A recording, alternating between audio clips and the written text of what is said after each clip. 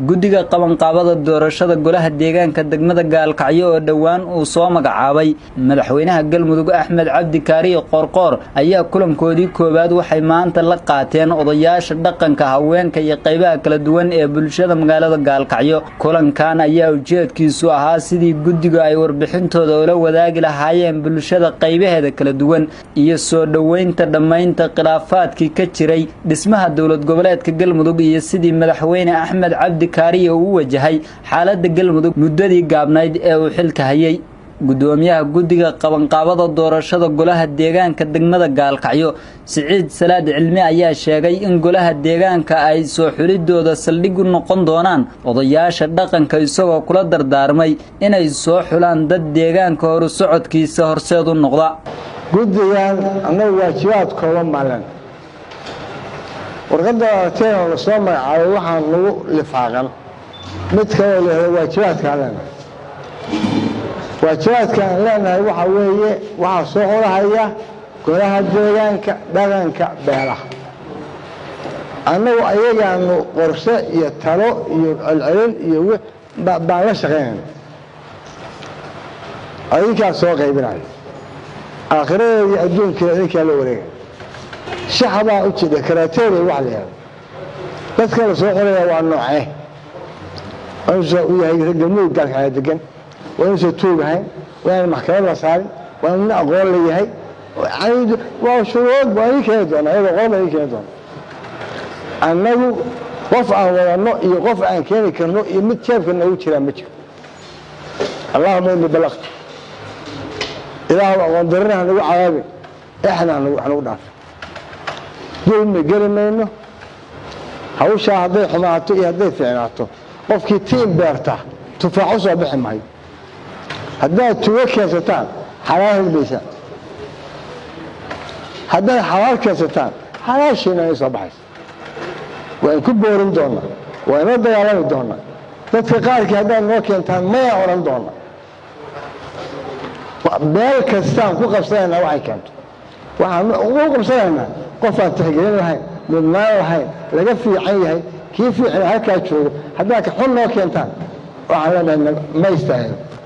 odayaasha dhaqanka iyo qaybaha bulshada ee kulanka ka hadlay ayaa soo dhaweeyay kulamada wada tashiga ah ee guddigu uu la yeelanayo bulshada waxayna dhanka kale bogaadiyeen israaci dowlad goboleedka Galmudug iyo tanaasulkii madaxweyne Xaaf iyagoona baaq u diray madaxweynaha cusub ee dowlad goboleedka Galmudug Axmed Cabdi Kaariye Qorqor.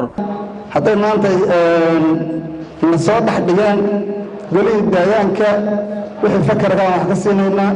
wixina la soo dhaxdhigay baan ka talinaynaa si xalaal ah oo walaalnimo leh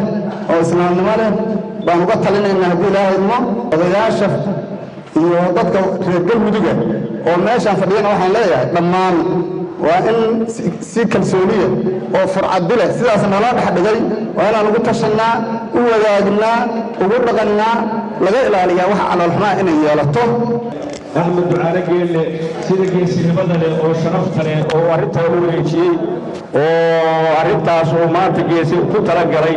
إنه قلب البدادي آدي آد وما تسيهاي أنا ولا قربي سيبان هاي وأكون رأسنا هاي وأكون وافقسنا هاي وحن كلهم ما حد علينا مدحوين أحمد كاري غرور هذا ما حد علينا سينه قابل رسول ويي وريحة كيلومتر وجهري آدي بان ما حد علينا وارخصوص ويي وأنا أبنهاي waxaan kaloo doonaynaa mudug way u baahan tahay masala intaad galgaduud intaad joogto oo kale mudug inaad joogto ku baaratid oo xogteeda la baxdid oo wax u qadaabisid oo nidaamka iyo khaladaadka iyo waxa wixii ku dhex jira aad ka saartidna aad iyo aad baan ugu baahannahay waa ku soo dhawaynaynaa waqtigaad midna wasiirada dhisto oo wax kala nadaabisaad noo imaan doontaa insha allahu tacaala waxay tahay ummadda halkaa isugu timid Galmudug sharaf inay ku noolaato inay wax wada dhisato kuwii hore shaqayn jiray ha shaqeey waa fiican yihiin aad iyo aad waxbay noo qabteen hadday wax qaldeen waa la toosin doonaa hadday wax wanaagsan yihiin taariikhda u dhigaysa haddii alla yiraahdo sida aad sheegteen baad noogu shaqaynaysaan cadaalad iyo annagoo odayaashii oo la shaqayna ayadana intaasaan leeyahay waxaan kala gudbayaa dhinaca ama tanasulaad ha noqoto ama rag la doortay ha noqoto ninkii tanasulay waa mahadsan yahay ragga la doortay oo qoorqoor hadda maanta asagaa dooran xaabna waa sida loogu mahad celiyey waxaan leeyahay waxaa dalkaani ka kooban yahay galgaduud iyo mudug qoorqoor waxaan ku leenahay cadaalad wax ugu qaybi cadaalad wax ugu qaybi waxaan leenahay soo dhawow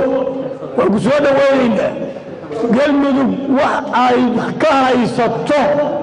galmudug lama arko waana meesha hooyada ahayd maanta waxaan kaa sugaynaa qoorqoor waxaan ka sugaynaa cadaalad iyo waxa aan leenahay ugu dambeyntii waxaa kulanka ka hadlay xildhibaan maxamed cali xirsi oo ka tirsan baarlamaanka dowlad goboleedka galmudug isagoo la dardaarmay odayaasha dhaqanka iyo guddiga qabanqaabada dhismaha golaha deegaanka degmada gaalkacyo aad baan ugu baahnay guddiga doorashada ee degmada gaalkacyo in la soo magacaabo wax badan baa dadku sugahaya dhagaha u taagahayay waxaan ugu mahad celiyey madaxweynaha hadda maamulka haya axmed cabdi kaariye qoorqoor aad baa u mahadsantihiin madaxweyne waa kaaga mahad celinaynaa guddiga aa soo magacowday degmadan waxay u baahnay shaqo waxay u baahnay weliba aad u hufan bay u baahnayd waxaan dhihi karnaa shaqadii la sugayaa soo bilowday waana ku mahadsantay madaxweyne saasan ku leeyahay waxaan rabaa odayaasha dhaqanka inaan u jeediyo wax yar oo dardaarana waxaan rabaa odayaashiinnu golaha deegaanka ee gaalkacyo dadka asalka waa laga soo warwaadinka marka kood waxaa laydinka rabaa qoondadii halkan ay lahayd inaad soo fariisisaan